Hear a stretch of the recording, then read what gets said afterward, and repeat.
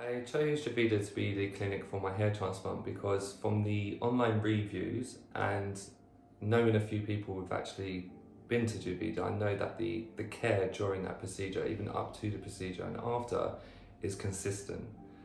I've had PRP sessions already, and even from that, the welcoming at the Harley Street clinic, it really made me feel at home, and I felt like I was at the right care. I suffer from anxiety and forms of mental health, so it's very hard for me to trust people. And already the impression I've got from Juvida is that it is a family. It is like a family, and they care for you, and I can see from after the treatment that care continues, and that's most important because there will be potentially implications, and that support is needed. So I've been aware of my hair loss for about, so I'm 30 now, so about 3 years the hair loss started. It was quite gradually at first, quite slow, so I thought, well, this will be fine. Saw the kind of products on the shelves about regain, etc., and I thought, no, I won't need this. And then it just hit me, then I noticed the hair just kept falling out a lot more, a lot quicker. So I did consider going abroad. I've heard a lot of stories that Turkey would be the best place to go for it being cheap and it gets the results done. However, being anxious, automatically my mind went to, okay, I have the surgery in Turkey, I have to come back to the UK. If there's any implications, which sometimes is more than likely going to happen with weeping, etc., that care's not there. The hair loss has affected my confidence. I was quite a confident person, not arrogant, confident. However, when my hair started losing, I'm only 30 years old, it did start to make me quite conscious of how I looked. So I was constantly hiding behind a hat, which is a bit silly, but it can drive that insecurity in someone who didn't have insecurity before. So my current feelings about my hair, I'll put it into 3 words, is no hairstyles.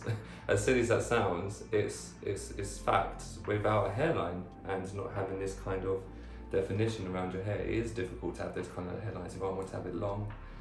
My hair is actually naturally curly, obviously you can't see it, it's short at the moment, but it's difficult to have a nice hairstyle when there's no hairline to it. For my day-to-day life, I'm conscious about my hair, especially if I'm out in an event. I like to go to a lot of festivals. Now when the sun is shining on your hair, it does actually show more the thinness of your hair when you are thinning and receding.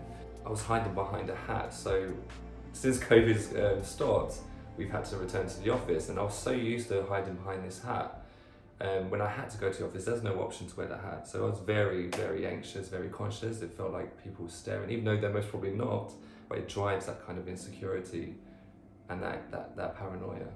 The hair loss has actually made me change around others because I've always been a confident person, knowing who I am, always outgoing, always well-spoken, having fun. But then with the hair loss, I wanted to go to events less. I wanted to go out to a bar less because I felt like I'm going to be judged at the age of 30 with no hairline.